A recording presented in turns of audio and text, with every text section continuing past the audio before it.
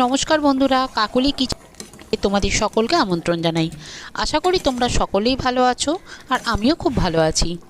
আজকে একটা দারুণ ডালের রেসিপি তোমাদের সঙ্গে শেয়ার করছি। আর বন্ধুরা, তোমরা ভিডিওটাকে কোনো রকম স্কিপ না করে পুরো ভিডিওটা দেখো। আজকে বানাচ্ছি মুসুর ডালের হাত মাখা। এই মুসুর ডালের হাত মাখা কিন্তু দুর্দান্ত খেতে হয়। তা আমি কিভাবে বানাচ্ছি সেটাই আমি তোমাদের সঙ্গে শেয়ার করছি। প্রথমে নিয়ে নিচ্ছি আমি কিছুটা মুসুর ডাল।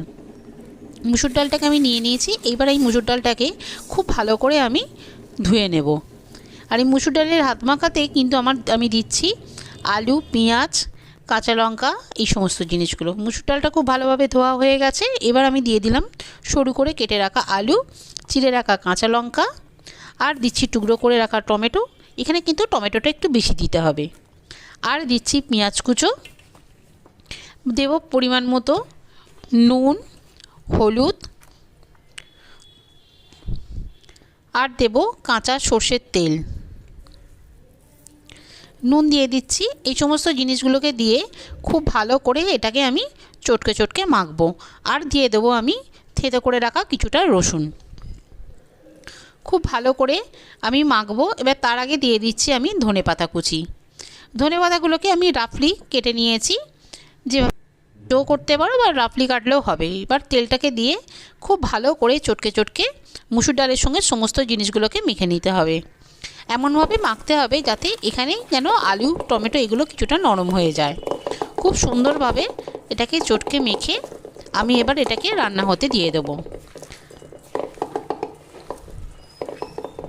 আর আমার এই সমস্ত ভিডিওগুলো যে সমস্ত বন্ধুরা দেখছো, আমার চ্যানেলটাকে সাবস্ক্রাইব করে আমার পাশে আছো, তোমাদের সকলকে অসংখ্য অসংখ্য ধন্যবাদ আর অনেক অনেক ভালোবাসা এইভাবে আমাকে সাপোর্ট করে যাওয়ার জন্য। আর যে সমস্ত নতুন বন্ধুরা আছো এখনও আমার চ্যানেলটাকে সাবস্ক্রাইব করোনি, প্লিজ বন্ধুরা আমার চ্যানেলটা সাবস্ক্রাইব করে আমার পাশে থেকো। মুসুর ডালটা মাখা হয়ে গেছে, এবার আমি বসিয়ে দেবো। অনেক সময় আমাদের হাতে খুব কম সময় থাকে বা ওভেনে দুটো রান্না হচ্ছে, ঝটপট করে রান্না করতে হবে, অথচ ডালটা খুব প্রয়োজন করতেই হবে।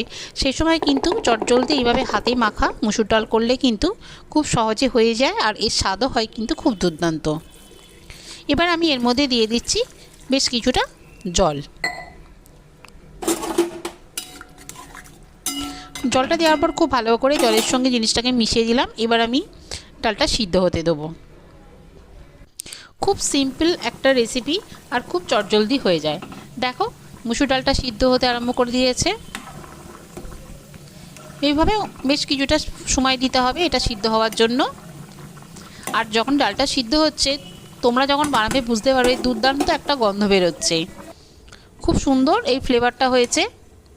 মোটামুটি ডালটা আমার সিদ্ধ হয়ে গেছে, আর একটু সময় লাগবে।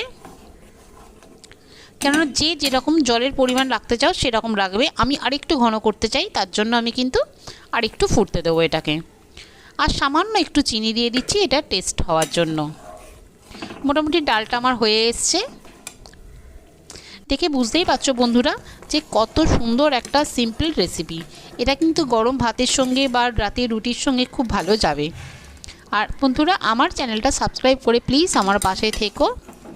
আর ভিডিওটা যদি ভালো লেগে থাকে, রেসিপিটা যদি ভালো লেগে থাকে, তাহলে প্লিজ আমার চ্যানেলটা সাবস্ক্রাইব করো আর লাইক, শেয়ার আর কমেন্ট করে আমাকে জানিও কেমন হয়েছে আজকের এই ডালের রেসিপিটা।